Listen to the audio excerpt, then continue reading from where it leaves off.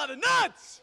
So Japan is currently hosting the Tokyo 2021 Olympics. Now you guys know that I have a love-hate relationship when it comes to Japan. I love everything about it, and I hate that I'm not there right now. But they seem to have hit a few hiccups regarding the execution of the first Olympics since the coronavirus. Namely, Japan has been one of the latest adopters of any sort of vaccine because they were one of the countries that was like, you know what, we don't trust any of these big companies. Japan, number one, we're only going to use our own vaccine. So to my understanding, they only started vaccinating people like a month ago. This has led to some awkward situations during the Olympics. Namely, one of the athletes that is going to Japan in order to compete in the Olympics was supposed to go with her mother, who is also like her hearing aid because she's deaf, and they wouldn't let her bring her mom/hearing assistant,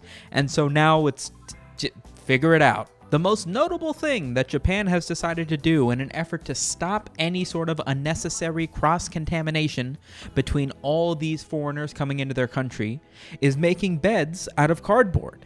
According to the headlines, these cardboard beds were designed to collapse if anybody were to try and do any sort of activities in these beds other than sleep.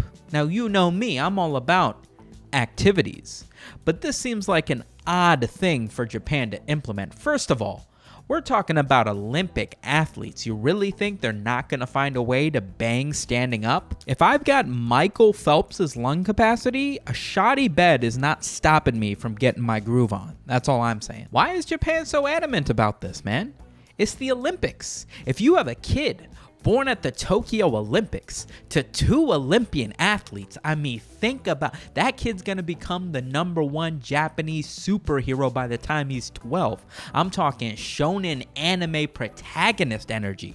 Who doesn't want that? Japan should be the last people policing who's allowed to have sex during the Olympics. Don't you got a declining population rate and an entire issue in the social constructs of people not having enough kids? Why would you do anything to try and prevent people from possibly having kids in your country?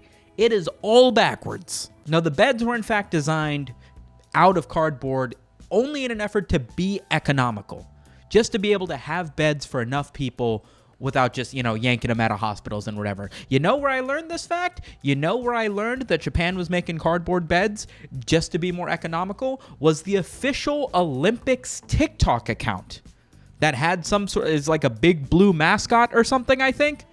And he's just doing a TikTok trend where he's like, oh no, people thought we were making anti-sex. What is this marketing? Who is this for? Was this TikTok made specifically for me to inform me about a comment? What? The Olympics can make all the TikToks that they want. It is not going to get me to watch the Olympics, okay? Too boring. That was until my balls dropped and I discovered women's track and field, women's volleyball, women's gymnastics. Give me a second. A man of my own heart, I don't remember his Twitter name, I'll try and find it for the editing, decided to post what can only be described as a horny post of some of his favorite female Olympic athletes in scantily clad clothing. They can't be fully covered. It would add too much air drag, too much water resistance. They gotta be as nude as possible. It's how they perform the best. But when I say he made a small thread, I'm talking 60, 70 pictures and GIFs. Oh, somebody needs to whack him with a horny stick and then forward all of those images to my Google Drive account. Speaking of unnecessary horniness at the Olympics, Australia decided to try and, get people excited about the Olympics. An impossible feat, but it's Australia. What else are they gonna do? They decided to try and do it using some colorful mascots. Australia's got a bunch of cool animals, right? They got dingoes and Mother Energy. They decided to take some of their beloved animals and turn them into anthropomorphic mascots in order to promote the upcoming Olympics, and they look like furries. Oh, every one of them looks like furries. Is this the Furry Olympics? Is that why they need to make anti-sex beds to prevent them from having furry sex at the Furry Olympics? Oh, it sounds terrible. How much are tickets? only in Japan would not having sex be part of the Olympic Games. And if it is an Olympic sport to not get laid, I think I have a fighting chance at gold. Transition. You guys remember when I told you to not take Shroomjack super seriously? You remember when I specifically said, hey, this isn't a good thing that somebody can just show up and say, hey, I made a new Wojak, and then people start using the Wojak? The problem is when you set the bar that low, the floodgates just explode open. You don't even need to be a long disdained 4chan user. You don't need to make a bunch of threads. People don't need to start using it as reactions. You can just show up and say, hey, I made a new Wojak. How long is it going to be before we get a bunch of stupid examples as random Wojaks just because somebody made one? What did I just say? What did I just say? Bearjak? A bear Wojak. In what situation is this required? In how many situations are you a bear and you need to express yourself via an internet web meme? Where is this Venn diagram coming from? Is Goldilocks trying to make a green text and needs a bear Wojak to represent the people whose house she broke into? What is this? Speaking of, I guess, you guys remember when I showed you this meme like 2 episodes ago? And I was like, hey, figure it out for yourselves? Problem. Given the tremendous amount of internet clout that I possessed, simply bringing that meme to the masses has now exploded this meme. And now I'm worried that the quality of it's just going to go down if I don't help you understand what this is. I saw a few people in the comments try to explain what this meme was, and I appreciate you trying, but holy shit, I'm happy you're subscribed because you have a lot of learning to do.